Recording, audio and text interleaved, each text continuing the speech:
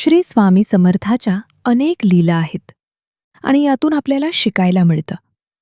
स्वामींनी आपल्या अनुभवातून प्रत्येकाला शिकवण दिली आहे असे आपण म्हणू शकतो. ही अशीच एक स्वामींची घटना आहे जी आपल्यासाठी प्रेरक ठरते. श्री स्वामी समर्थ चोळप्पाच्या मुलांबरोबर गोट्या खेळत होते. स्वामी म्हणतात, जिंकायचं असेल तर नेम अचूक पाहिजे. लक्ष केंद्रित करावं लागतं. खेळ म्हटलं तर गोंगाट तर होणारच. चोळप्पाची सासू पारायण करत असते. तिला त्रास होतो. चोळप्पाची पत्नी स्वामींना थोड्या चिडक्या स्वरात, निदान थोड्या वेळपर्यंत तरी शांतता राखा, असं म्हणते. स्वामी मान्य करतात, पण समज पण देतात. पारायण करताना खेळाचा आवाज ऐकू तरी कसा येतो? कोणतीही गोष्ट करताना एकाग्रता हवी. देवाचे नाव घेताना तर ती उच्च पातळीची हवी. चोळप्पा आपल्या एक स्नेहीजन वामनराव बडोदेकर यांना स्वामी दर्शनाला आणतो. वामनबुवा स्वामींना पाहतच राहतात.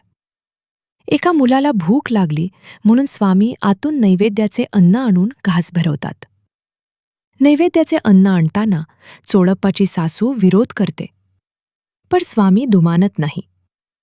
स्वामी सांगतात, पोथी नुसती वाचू नका, आचरणात आणा. अंधश्रद्धा, सोवळं-ओवळं यांच्या जास्त नादी लागू नका.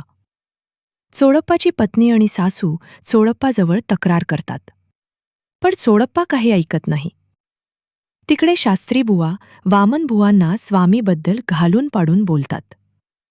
मग ते वामनबुवाला घेऊन आपल्या गुरु घोलपस्वामीकडे जातात. घोलपस्वामी मुठभर मातीला सोन्याच्या नाण्यात बदलून चमत्कार दाखवतात.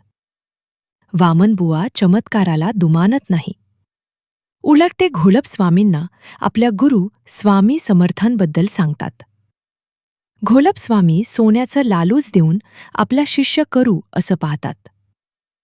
वामनबुवा आणि घोलपस्वामी यांच्यात वादविवाद होतो.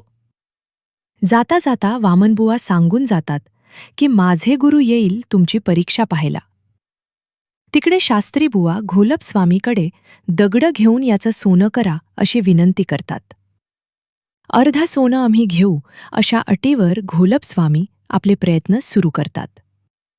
पण काय, काहीही केल्या त्यांना यश मिळत नाही. त्यांना वाटतं की वामनबुवांनी आपली विद्या हिरावली आहे. म्हणून सूड घ्यायला घोलपस्वामी धर्मशाळेत जातात. घोलप एक मोठा धोंडा घेऊन वामनबुवांवर टाकायला जातात. पण काय, त्यांना धोंडा टाकताच येत नाही आणि उलट तेच स्वतः पडून त्याच धोंड्याखाली चिरडले जातात. धोंड्याच्या आवाजांनी वामनबुवा जागे होतात. त्यांना लगेचच सर्व प्रकरण कळते. ते मनोमन स्वामींना आपले रक्षण केल्याबद्दल धन्यवाद देतात. काही वेळाने घोलप जागे होतात. त्यांना स्वामींच्या सामर्थ्याची प्रचिती येते. ते शरणागती पत्करून स्वामींना भेटतात. स्वामी बोध करतात, घोलप, आपल्या सिद्धीचा उपयोग आपले प्रस्थ वाढवायला करू नये. अरे, आपले सामर्थ्य आणि शक्तीचा उपयोग लोकांच्या कल्याणाकरता करावा.